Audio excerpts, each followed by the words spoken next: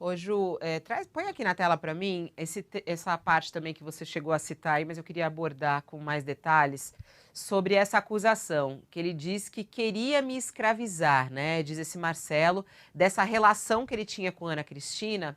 Mas me chama a atenção essa declaração, mas ao mesmo tempo a amizade dele com o Jair Renan. Jair Renan que já fez declarações dizendo o quanto ele tem sido um grande amigo, o quanto ele o ensinou e tudo mais.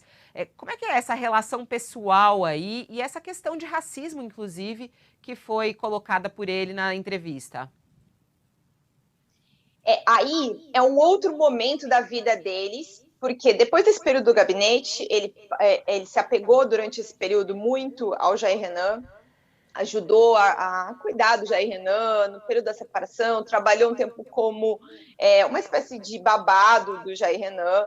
E aí a Ana Cristina foi morar na Noruega. Quando ela voltou, em 2014, ele passou a ser um empregado doméstico dela lá em Resende. E ele trabalhou para ela nos últimos 5 anos.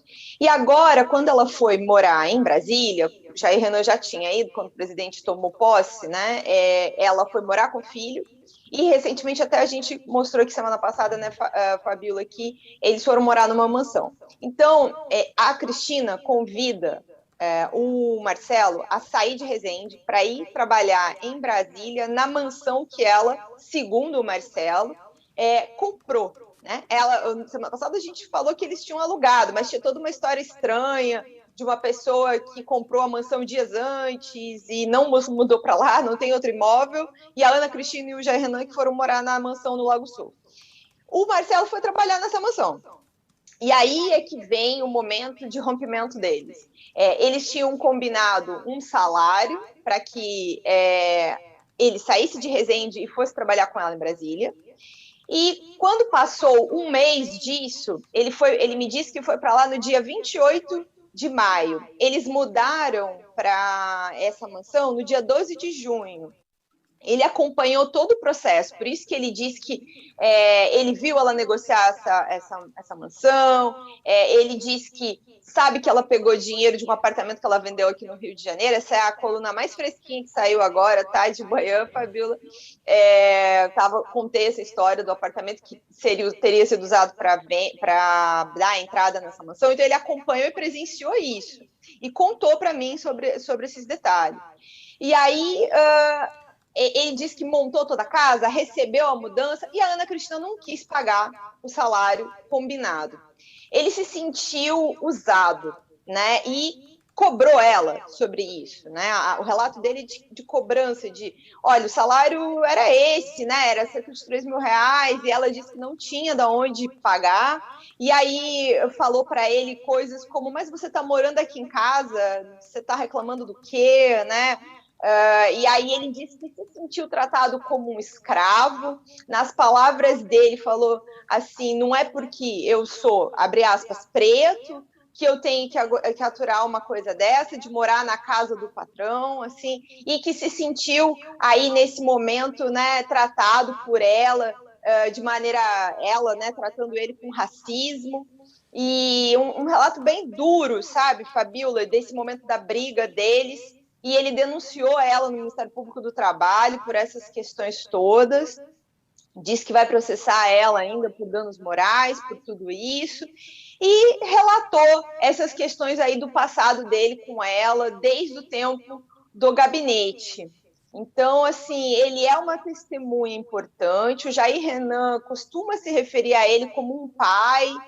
O Jair Renan Ele foi, tá, em grande parte, aí, criado pelo Marcelo.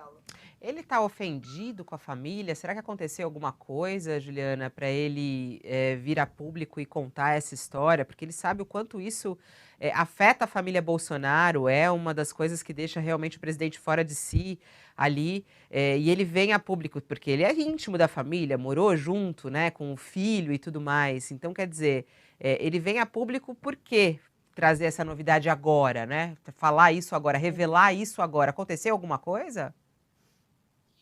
Essa questão do emprego para ele, sabe? Eu acho que ele me falou algumas coisas do tipo assim, que ele tem aí né, uma idade de 50 anos, e eu não tenho nada, estou morando de favor na casa de parentes, de amigos, eu estou por aqui, por ali. Então ele se sente assim usado, né? E esse rompimento por causa da questão do trabalho lá foi muito forte para ele também, Fabiola.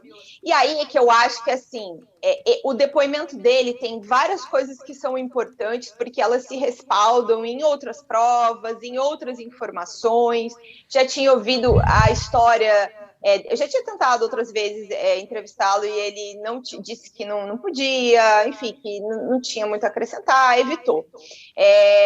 Agora, muitas pessoas sempre me disseram assim, olha, o dia que o Marcelo falar a verdade, vai ser muito difícil para Ana Cristina e até para a família Bolsonaro, porque ela é uma peça-chave dessa história toda, mas ela também implica no próprio presidente e nos filhos, até pelo papel que ela teve no gabinete do Carlos. E acho que o relato está conectado por essas outras pessoas que eu estou comentando aqui, né? É uma coisa que outras pessoas também contam que acontecia sem conexão a ele. Agora, eu também preciso trazer aqui alguns momentos em que ele acusa a Ana Cristina, mas de alguma maneira parece que quer isentar ali a responsabilidade da família Bolsonaro, porque ele fala assim, que acha que eles não sabiam, que ela pedia, que ela disse que não era para comentar com eles, que ela pediu dinheiro. Então ele fala isso, o que é a parte um pouco assim contraditória, porque no fim das contas a gente tem esses outros detalhes aí desse quebra-cabeça que eu estava falando antes, que mostram diferentes momentos em que essa prática da rachadinha, do emprego de funcionários fantasmas continua, mesmo depois que Ana Cristina e o Bolsonaro se separam, né? Até 2018, na época da eleição presidencial, que o presidente Jair Bolsonaro venceu. Então, Fabíola, eu acho que assim, ele traz várias informações importantes. Eu tentei checar e acrescentar ali documentos, tudo que a gente pode corroborar do que ele está falando, sabe? Porque as pessoas, às vezes, até no podcast falavam algumas coisas, quando a gente mostrou as gravações da Andréia, implicando o presidente diretamente. Mas é só o que ela falou, não tem prova. Agora também tem um pouco isso dele, é só o que ele falou, não tem prova. Não é verdade isso. O Marcelo teve o sigilo bancário dele quebrado pelo Ministério Público, a gente tem acesso a esses dados, também coloquei isso na coluna, e também é evidente o quanto ele sacava dinheiro logo depois do pagamento, e o quanto depois que ele sai do gabinete ele não faz mais isso, assim, não, essa prática, fatos, né? São o padrão fatos. some. São fatos. São fatos comprovados. Não é só a fala dele. Há documentos em relação a isso. É por isso que dizem, né? A rachadinha é realmente algo que está comprovado por documentos, não apenas por falas, né? É exatamente isso.